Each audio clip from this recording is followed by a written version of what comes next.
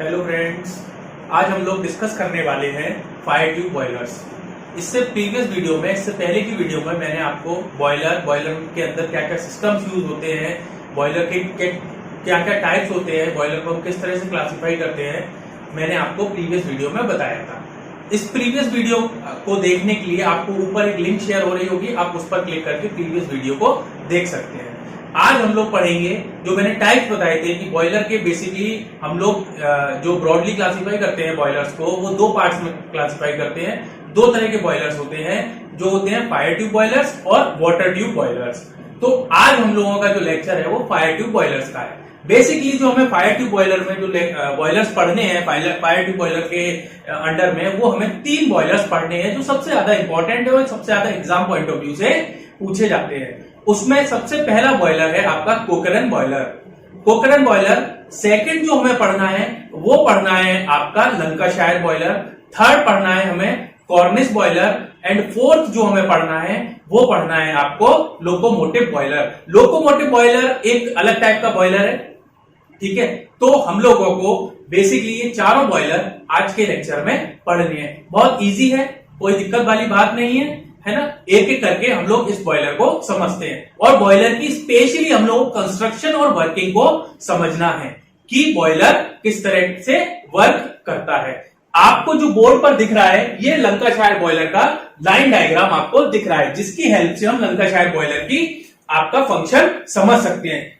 Boiler कुछ इस तरह का होता है, ये आपकी जो पूरी ये जो शेप दिख रही है ये आपकी बॉयलर की शेल है या बॉयलर की बॉडी है। ये पूरी जो है ये बॉयलर की बॉडी है। बॉयलर की बॉडी में हम लोग एक तरफ से पार्ट्स को पढ़ना शुरू करते हैं। अगर हम बात करें सबसे पहले, क्योंकि हमें कंबशन कराना है तो नीचे से स्टार्ट करें, तो ये जो है ये एश पिट है। जो नीचे क्या जो लाइनिंग दिख रही है आपको, ये एश पिट है। जो कंबशन के बाद बॉयलर में क्या होता है, कंबशन के बाद जो ऐश बनती है आफ्टर कंबशन ऑफ फ्यूल, जो ऐश बनती है वो यहां पर कलेक्ट होती है और इस ऐश पिट से हम लोग क्या करते हैं, ऐश को बाहर टाइम टू टाइम इंटरवल पर ऐश को हम बाहर निकालते रहते हैं।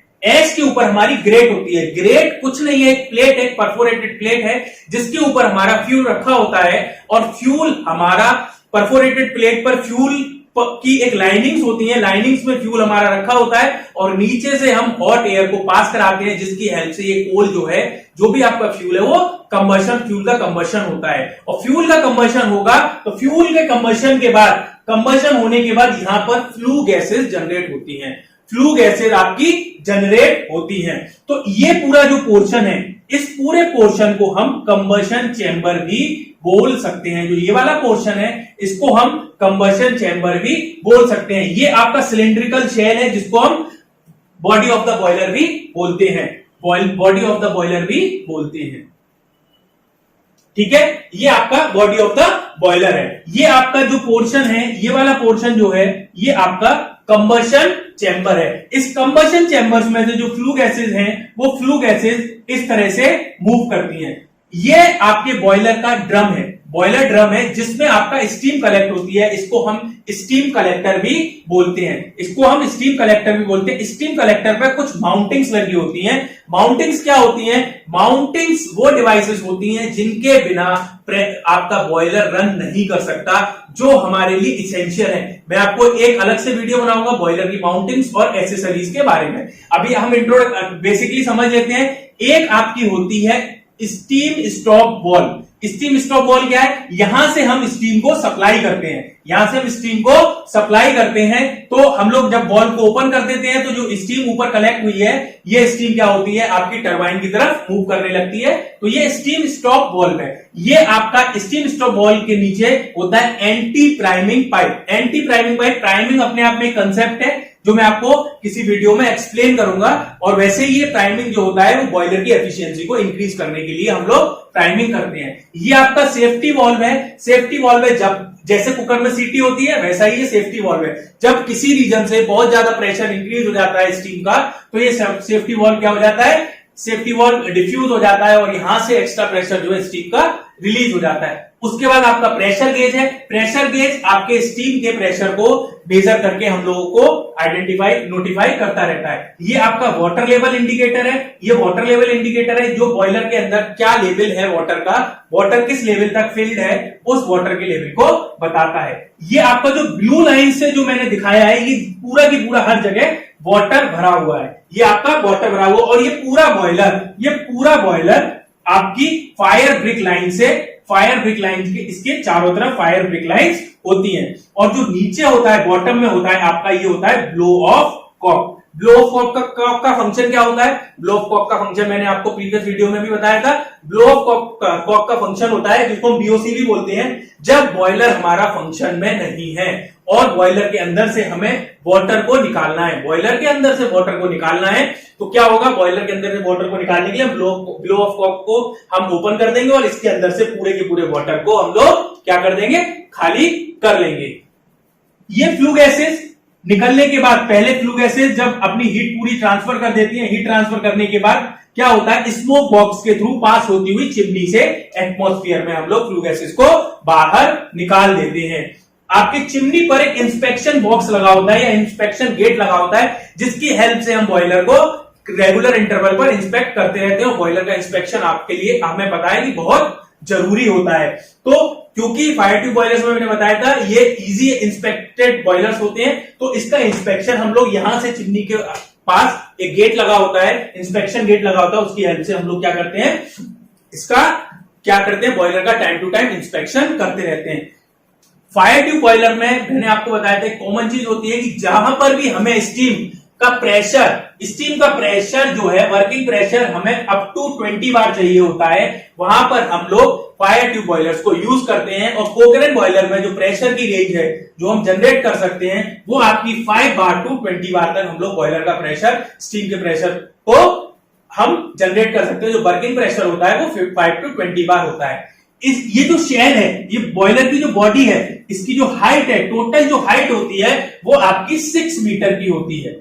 टोटल हाइट जो होती है 6 मीटर की होती है, और डिपेंडिंग अपॉन द क्वांटिटी हम लोग 6 टू 10 मीटर तक वेरी करा सकते हैं इस हाइट को। आइडियल जो हाइट है, जो आपकी स्टैंडर्ड हाइट है, वो 6 मीटर की है।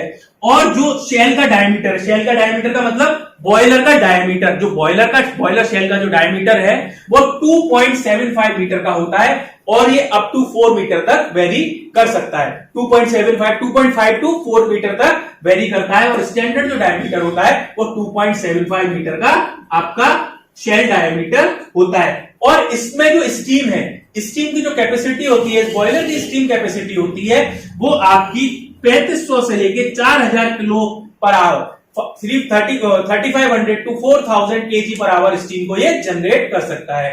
और कोकरेंट बॉयलर की जो एफिशिएंसी होती है, वो अप टू 75% तक होती है। कोकरेंट बॉयलर की जो एफिशिएंसी होती है वो आपकी अप टू 75% तक होती है।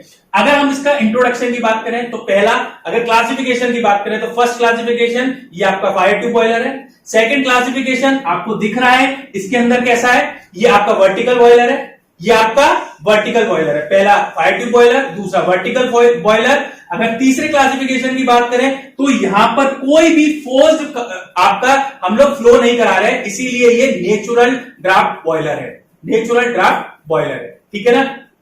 कोकरेंट बॉयलर जो हमारा है वो fire tube boiler, vertical boiler है, नेचुरल ड्राफ्ट ट्यूब बॉयलर है। ठीक है ना?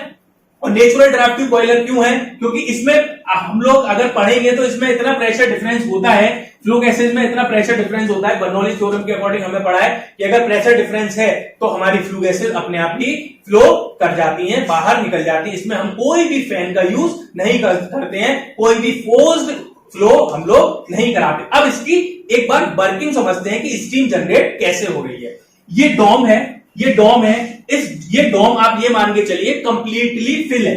ये कंप्लीटली फिल है, किससे? वाटर से कंप्लीटली फिल है। नीचे आपकी क्या है? Combustion chamber. ये पूरा जो पोर्शन है, यहां से लेके यहां तक का पोर्शन जो है वो आपका कंबशन चेंबर कहलाता है। यहां से लेके यहां तक का पोर्शन कंबशन चेंबर क्यों कहलाता है? यहां पर आपका ग्रेट सिस्टम लगा हुआ है, ग्रेट सिस्टम के ऊपर आपका फ्यूल है। फ्यूल में भी ज्यादातर हम जो आपके कोकरन बॉयलर में यूज करते हैं पल्वराइज्ड कोल यूज करते हैं, पल्वराइज्ड कोक यूज करते हैं। पल्वराइज्ड कोक यहां रखा हुआ है, यहां से हॉट एयर को हम ब्लो कराते हैं। हॉट एयर को ब्लो कराने के बाद यहां पर फ्यूल का कंबशन होता है, और फ्यूल का कंबशन होने के बाद यहां पर हमें फ्लू गैसेस जनरेट होती हैं, और फ्लू गैसेस आपके प्रेशर की वजह से अपवर्ड डायरेक्शन में फ्लो करती हैं, और यहां पर आपकी फायर ट्यूब्स लगी हुई हैं, हॉरिजॉन्टल फायर ट्यूब्स लगी हुई हैं। तो इन हॉरिजॉन्टल फायर ट्यूब्स की हेल्प से, इन हॉरिजॉन्टल फायर ट्यूब्स की हेल्प से क्या होता है, आपका वाटर, आपका जो फ्लू गैसेज है, हॉट फ्लू गैसेज है, वो इसमें फ्लो करती है, और जो इसके आसपास जो वाटर कांटेक्ट में होता है वो आपका क्या हो जाता है, स्टीम में कन्वर्ट हो जाता है, और स्टीम क्या हो जाती है, आपकी ऊपर कलेक्ट होती रहती है। और ये जो स्टीम मिलती है ये आपको सैचुरेटेड स्टीम मिलती है, सैचुरेटेड स्टीम आपको मिलती है। मैंने आपको प्रीवियस वीडियो में भी बताया था कि अगर बॉयलर की बॉडी की बात करें तो बॉयलर की बॉडी जहां पर आपका एक स्टीम और आपके वाटर के बीच में इक्विलिब्रियम सेटअप होता है, उस इक्विलिब्रियम पर हम लोगों को सुपर हीटेड स्टीम, बहुत ही मुश्किल काम है सुपर हीटेड स्टीम बॉयलर के अंदर जनरेट करना। पर क्योंकि टरबाइन के लिए हमें सुपर हीटेड स्टीम चाहिए, तो हम लोग क्या करते हैं, यहां से हम स्टीम को निकालते हैं।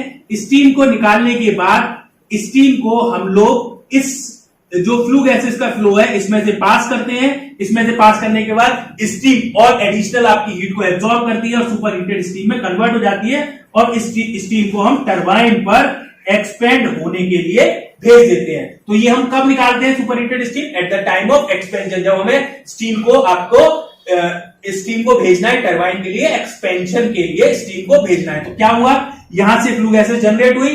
कंबशन चैम्बर ये अपने आप में एक टॉपिक है। कंबशन चैम्बर का सिस्टम क्या होता है, आपका एयर हैंडलिंग सिस्टम क्या होता है, ये सब हम लोग आगे डिटेल में पढ़ेंगे। यहां से क्या होता है, यहां से फ्लू गैसेस जनरेट हुई। फ्लू गैसेस जनरेट होने के बाद फ्लू गैसेस ने वाटर को स्टीम में कन्वर्ट किया, स्टीम ऊपर कलेक्ट हुई। स्टीम को हम लोग क्या करते हैं, अगर हमें सैचुरेटेड स्टीम चाहिए तो स्टीम स्टॉप वाल्व की हेल्प से हम लोग स्टीम को टाइम टू टाइम निकालते जाते हैं। अब यहां पर एक इंपॉर्टेंट चीज है जो मैं आपको बताना भूल गया, ये होता है फ्यूजिबल प्लग। ये फ्यूजिबल प्लग भी बॉयलर के लिए बहुत इंपॉर्टेंट है। बॉयलर के लिए क्यों इंपॉर्टेंट है? बॉयलर के लिए इसलिए इंपॉर्टेंट है कि इन केस अगर हमारा सेफ्टी वॉल्व प्रॉपर फंक्शन नहीं कर रहा है, इन केस हमारा सेफ्टी वॉल्व प्रॉपर फंक्शन नहीं कर रहा है, तो फ्यूजिबल प्लग हमारा एग्जिस्टेंस में आता है।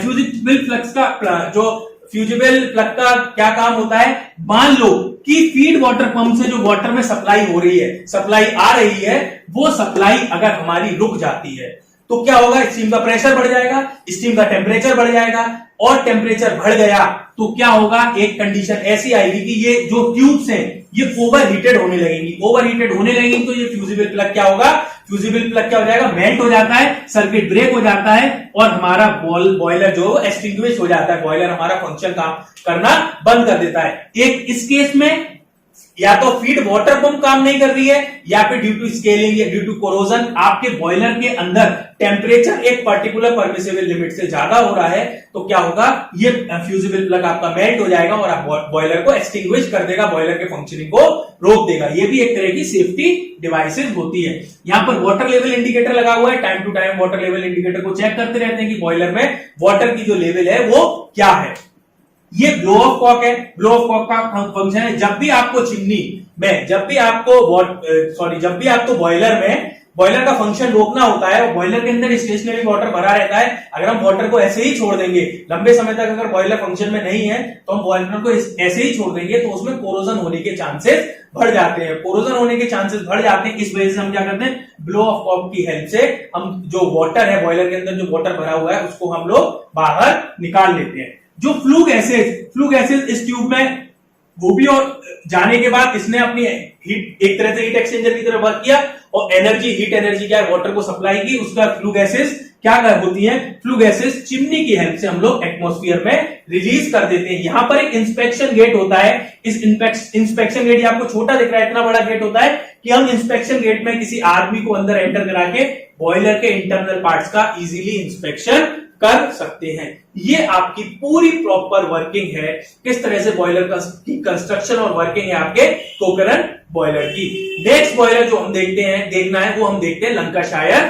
बॉयलर। अब हमको जो नेक्स्ट बॉयलर पढ़ना है वो पढ़ना है आपका लंकाशायर बॉयलर। लंकाशायर बॉयलर भी एक फायर ट्यूब बॉयलर है, और ये आपका जो हमने कोकरन बॉयलर पढ़ा था जो एक वर्टिकल बॉयलर था, ये आपका एक हॉरिजॉन्टल बॉयलर होता है। लंकाशायर बॉयलर एक आपका हॉरिजॉन्टल बॉयलर होता है, और जो पार्ट्स आपके कोकरन बॉयलर के होते हैं ऑलमोस्ट सारे पार्ट्स आपके कोकरन बॉयलर के जो सारे पार्ट्स होते हैं वो लंकाशायर बॉयलर में होते हैं। बस इसका ओरिएंटेशन चेंज है और इसकी थोड़ी सी वर्किंग में डिफरेंस है, इसीलिए इसकी एफिशिएंसी जो है वो आपकी कोकरन बॉयलर के कंपैरिजन में थोड़ी सी ज्यादा होती है। हम लोग इसका कंस्ट्रक्शन फीचर्स को समझते हैं। ये आपका जो है ये आपका बॉयलर ड्रम है, या फिर बॉयलर शेल है। मैंने इसको 3 व्यू में दिखाया है। ये आपका फ्रंट व्यू है, ये आपका साइड व्यू है और ये आपका टॉप व्यू है।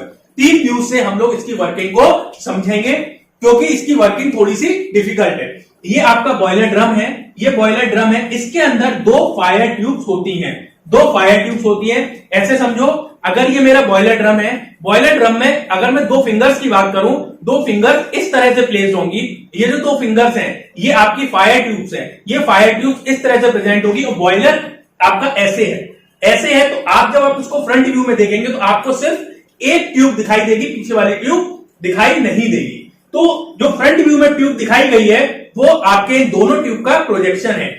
और जब हम इसको साइड से देखेंगे तो हमें ये दोनों ट्यूब्स आपकी दिखाई देंगी। ऐसे ही हम जब टॉप व्यू में देखेंगे तो टॉप व्यू में भी हमें ये दोनों फायर ट्यूब्स आपकी दिखाई देंगी, ठीक है ना। तो ऐसा ना समझे कि इसमें एक फायर ट्यूब है, इसमें 2 फायर ट्यूब्स लगी होती हैं, दोनों ही आपकी सेम साइज की होती हैं।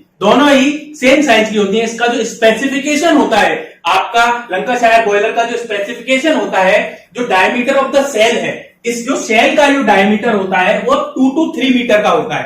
2 से 3 मीटर तक का आपको डायमीटर का आपका लंकाशायर बॉयलर मिलेगा। और जो ट्यूब का जो आपका फायर ट्यूब का जो डायमीटर है वो 1 मीटर का होता है, 0.8 मीटर to 1 मीटर तक वेरी करता है। जो ये ट्यूब्स है इसका डायमीटर 0.8 मीटर से 1 मीटर तक का होता है, और ये यूनिफॉर्म नहीं होती है। ये जो ट्यूब होती है वो यूनिफॉर्म नहीं होती, इसका area regular continuous gradually decrease करता है जैसे जैसे हम आगे बढ़ते हैं। ये इसका फ्रंट साइड है आपके बॉयलर का। जो इसकी लेंथ होती है, बॉयलर की जो लेंथ होती है वो 7 मीटर to 8 मीटर तक वेरी करती है। और इसमें जो प्रेशर है, जो स्टीम प्रेशर है जो जनरेट होता है वो अप टू 20 बार तक स्टीम प्रेशर जनरेट होता है। इस बॉयलर की जो एफिशिएंसी है वो 65% to 70% तक होती है।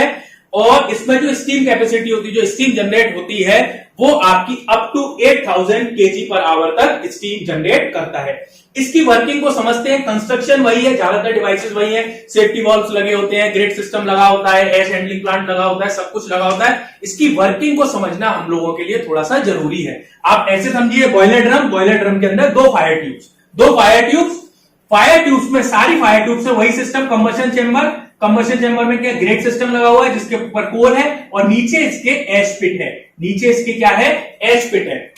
इसके एश पिट है। आफ्टर कंबशन जो एश कलेक्ट होगी वो एश पिट की हेल्प से हम लोग बाहर निकालते हैं। जो आपकी स्टीम है, जो आपकी फ्लू गैसेज जो जनरेट होंगी, वो फ्लू गैसेज आपकी जो जनरेट होने के बाद इस फायर ट्यूब में हॉरिजॉन्टल ट्यूब में फ्लो करती हैं, और फ्लो करने के बाद आपकी हीट को एक्सचेंज करती हैं। आपकी 80% to 85% हीट का ट्रांसफर इस ही फ्लो में हो जाता है। हम लोग क्या करते हैं, इसमें मॉडिफिकेशन क्या किया है कि हम लोग इसको 80 to 85% तक जो हीट का ट्रांसफर हुआ और हमारी जो स्टीम जनरेट हुई है उस स्टीम को हम लोग क्या करते हैं, उस जो रेजिडुअल हीट बची है, रेजिडुअल एनर्जी बची है, उसको हम रीसर्कुलेट करा के इसको यूटिलाइज करते हैं। तो रीसर्कुलेट करा के कैसे यूटिलाइज करते हैं, ऐसे समझते हैं। ये आपकी बॉयलर ड्रम है, ये आपका बॉयलर ड्रम में फ्लू गैसेज इस तरह से फ्लो हुई, इस तरह से लेफ्ट टू राइट फ्लो होने के बाद ये जो फ्लू गैसेज है वो डायरेक्ट चिमनी को नहीं निकलती हैं। ये डायरेक्ट चिमनी को नहीं निकलेंगी, ये क्या करेंगी, ये फ्लू गैसेज बॉटम से निकलकर आकर यहां पर कलेक्ट होती हैं। यहां पर आपकी बॉटम से निकलकर यहां पर कलेक्ट होती है। मतलब ऐसे फ्लू गैसेज आई, ऐसे करके फ्लू गैसेज आई, फ्लू गैसेज आने के बाद आपकी दोबारा से यहां पर आके कलेक्ट हो गई, यहां पर आकर कलेक्ट हो गई। तो यहां पर इस ट्यूब की फ्लू गैस यहां और इस ट्यूब की फ्लू गैस यहां पर आके कलेक्ट हो गई।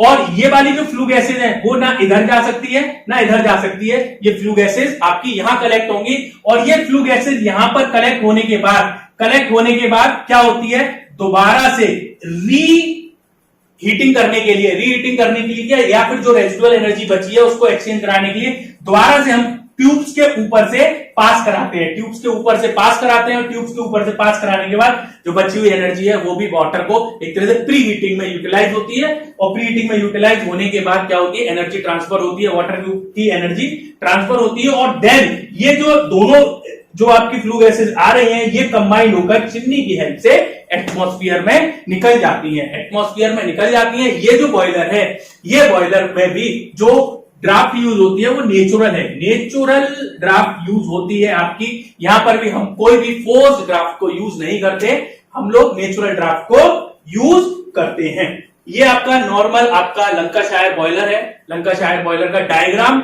मैं आपको दिखाऊंगा कि प्रैक्टिकली लंकाशायर बॉयलर किस तरह का दिखता है, एक्चुअल में लंकाशायर बॉयलर कैसा होता है। इसमें भी आपका ब्लो ऑफ कॉक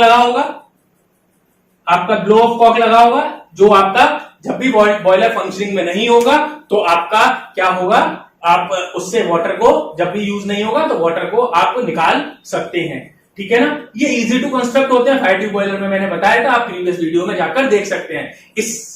और आप ये इजी इसकी मेंटेनेंस होती है क्योंकि इसमें दो ही ट्यूब्स हैं और ट्यूब्स का डायमीटर इतना बड़ा होता है कि अगर स्केलिंग या आपका कोई भी कोरोसिव प्रोसीजर हो रहा है तो हम लोग क्या करते हैं, हम लोग इजीली इसको मेंटेन कर सकते हैं। इसका इजीली इंस्पेक्ट करके इसमें जो भी कमियां हैं वो निकाल सकते हैं। बाकी सारे फंक्शन जो सारी डिवाइसेस लंकाशायर बॉयलर में होती हैं, safety valve, steam valve, fusible plug, water level indicator, वो सब इसमें होता है। और वाटर जो है एक अप टू द एक्सटेंट भरा होता है, उसके ऊपर जो है यहां पर जो है वो आपकी स्टीम कलेक्ट होती है और ये स्टीम जो होगी वो सैचुरेटेड स्टीम की फॉर्म में कलेक्ट होती है और इसे सुपरहीटेड स्टीम में कन्वर्ट करना है तो हम फ्लू गैसेस से के ऊपर से द्वारा से पास करा सकते हैं, जैसा कि हम लंकाशायर बॉयलर में कराते थे। जैसा कि हम आपका जो हमने प्रीवियस बॉयलर पढ़ा था उस प्रीवियस बॉयलर में जैसा कि हम लोग पास कराते। ठीक है ना। तो ये आपकी नॉर्मल फंक्शनिंग है आपके लंकाशायर बॉयलर की। मतलब आपकी फ्लू गैसेस बनी, फ्लू गैसेस आपका एक बार तो हीट एक्सचेंज किया, एक बार हीट एक्सचेंज करने के बाद बॉटम से होती हुई दोबारा से क्या होती हैं, वो पास होती हैं किस पर, आपके जो वाटर भरा हुआ है उसको प्री हीट करने के लिए दोबारा से हम उस हीट का यूटिलाइज करते हैं। इसीलिए इसकी एफिशिएंसी आपकी थोड़ी सी बढ़ जाती है पोखरण बॉयलर के कंपैरिजन में। यहां पर जहां ये जो लंकाशायर बॉयलर है जहां पर हमें स्टीम जनरेशन रेट ज्यादा चाहिए वहां पर हम आपका पोखरण बॉयलर की जगह लंकाशायर बॉयलर को यूज करते हैं। नेक्स्ट बॉयलर जो हम देखेंगे वो देखेंगे कॉर्निश बॉयलर। ये जो लंकाशायर बॉयलर है इसकी एक हिस्ट्री है। ये लंकाशायर बॉयलर जो है वो 1844 में इन्वेंट हुआ था। 1844 में इन्वेंट हुआ था और जो लंकाशायर बॉयलर है वो इन्वेंट किया था विलियम्स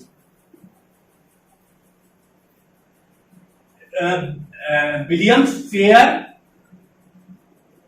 ब्रेन ने इन्वेंट किया था। Lancashire boiler William fair brain ने इन्वेंट किया था। और इसके बाद हम लोग देखेंगे आपका जो हमें देखना है लंकाशायर बॉयलर के बाद लंकाशायर बॉयलर के बाद देखना है वो हमें देखना है कॉर्निश बॉयलर। लंकाशायर बॉयलर के बाद जो हमको देखना है वो है आपका कॉर्निश बॉयलर।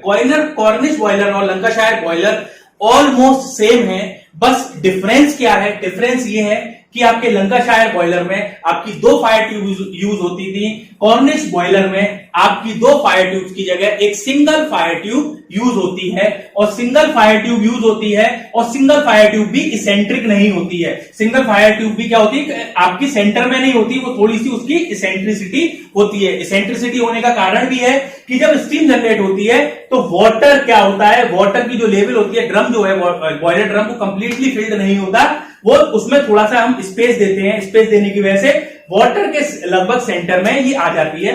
बाद बाकी आपको देखना है, ये फ्रंट व्यू में ये ग्रेट सिस्टम लगा हुआ है, ये ग्रेट लगा हुआ है, नीचे आपका एस्ट्रे है, यहां से फ्लू गैसेज जनरेट होंगी, फ्लू गैसेज निकलेंगी और फ्लू गैसेज निकलने के बाद इसको हम लोग डायरेक्ट ही चिमनी में रिलीज कर देते हैं।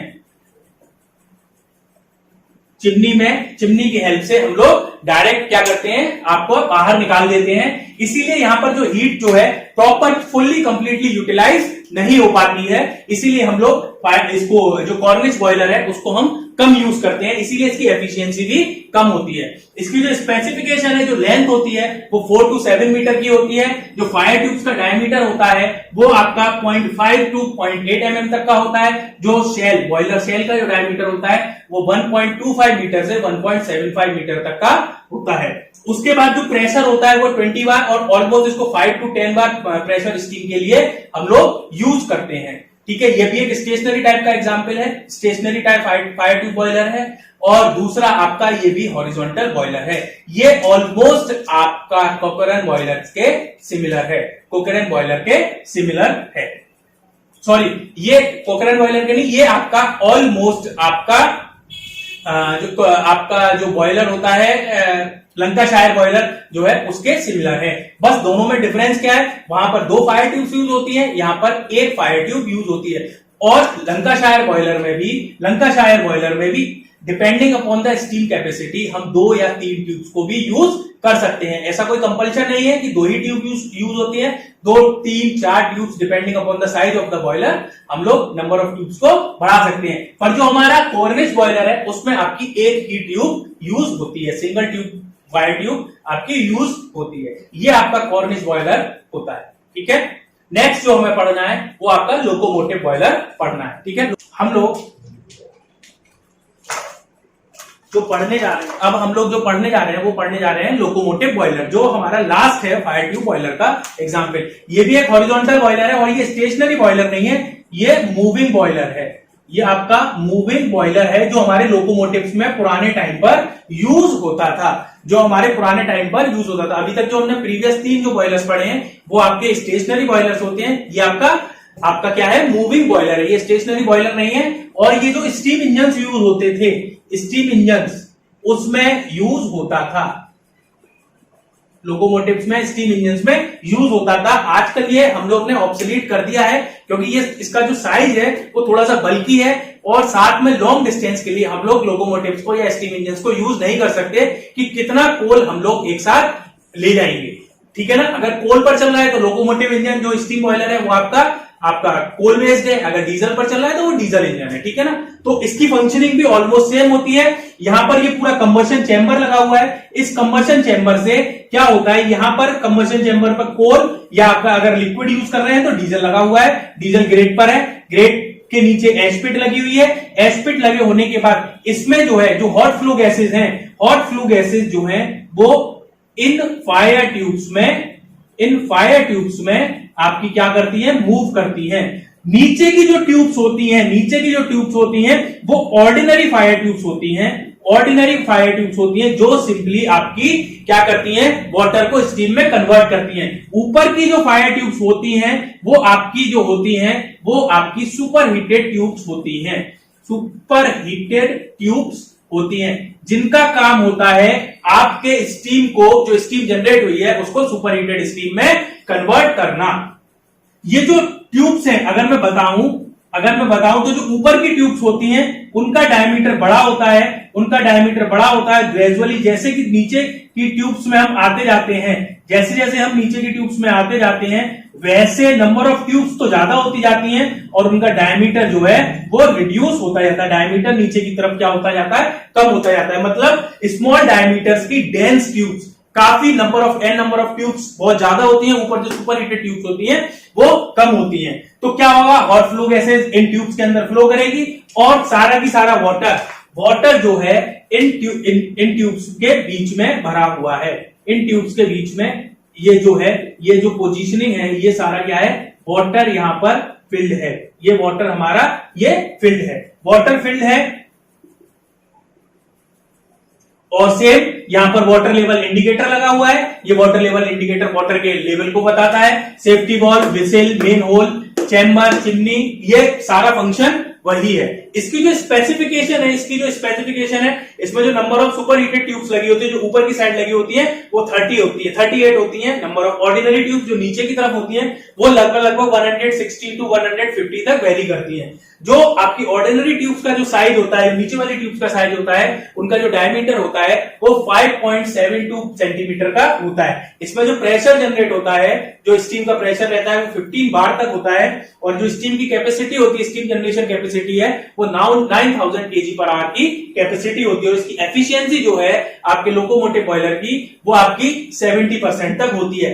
अब इसमें थोड़ा सा अरेंजमेंट यहां पर चेंज है। यहां पर क्या है, ये देखो, जो आपका कंबशन होने के बाद जो फ्लू गैसेज आ रही हैं, वो फ्लू गैसेज यहां पर स्मोक बॉक्स में कलेक्ट होती हैं। और स्मोक बॉक्स में भी कलेक्ट क्या होती हैं, ये यहां पर ये इस तरह से कनेक्शन होता है। ये जो फ्लू गैसेज हैं, वो इस पैसेज के थ्रू या इस चैम्बर के थ्रू आपके चिमनी की हेल्प से क्या होती है, बाहर निकल जाती है। और क्योंकि ये लोकोमोटिव जो है वो एक 60 टू 70 किलोमीटर पर आवर की स्पीड से मूव कर रहा है, तो हमें यहां पर चिमनी का साइज बहुत बड़ा बनाने की जरूरत नहीं होती। यहां पर छोटे से चिमनी से ही काम चल जाता है। बल्कि इसे चिमनी नहीं कहेंगे, इसको एक सिंपल ड्रॉट बोलेंगे, जो ड्रॉट होती है। और कंबशन के बाद जो स्मोक निकल रहा है, जो स्मोक जनरेट हो रहा है, वो इस स्मोक बॉक्स में कलेक्ट होता है। और स्मोक बॉक्स डोर की हेल्प से हम लोग यहां से क्या करते हैं, सारे की सारे स्मोक को बाहर निकाल देते हैं। जो भी हमारा स्टीम इंजन थे, उसमें सबसे पहले लोकोमोटिव बॉयलर्स ही यूज हुए थे। ठीक है, ये लोकोमोटिव बॉयलर है, ये भी एक तरह का फायर ट्यूब बॉयलर है। और ये एक हॉरिजॉन्टल बॉयलर है, और ये एक मूविंग बॉयलर है। फिक्स बॉयलर नहीं है, ये एक मूविंग बॉयलर है। तो ये सारे जो बॉयलर्स हैं आपके, कौन कौन से बॉयलर, लंकाशायर बॉयलर, आपका कॉर्निश बॉयलर, कोकरन बॉयलर और locomotive boiler. Fire tube boilers में ये 4 बॉयलर्स सबसे इंपॉर्टेंट बॉयलर्स हैं, जिनको आज हम लोगों ने डिस्कस किया है। ये boiler exam point of view से बहुत इंपॉर्टेंट है। इसका डायग्राम, इसका कंस्ट्रक्शन, इसकी वर्किंग, इसके ऊपर क्या क्या पार्ट्स लगे होते हैं, किस तरह से आपकी फ्लू गैसेस का मूवमेंट होता है up to the chimney, up to the excretion, किस तरह से मूवमेंट होता है, ये हम लोगों को इसके एक्सप्लेनेशन में लिखना होता है। ठीक है, अब नेक्स्ट वीडियो में हम लोग वाटर ट्यूब बॉयलर्स को डिस्कस करेंगे। ठीक है ना। और लेटेस्ट वीडियोस की अपडेट के लिए आप चैनल को सब्सक्राइब करें और नोटिफिकेशन, जिससे आपको वीडियोस का नोटिफिकेशन मिलता जाए। और अगर आपको वीडियो अच्छी लगी हो तो वीडियो को लाइक करें। Thank you.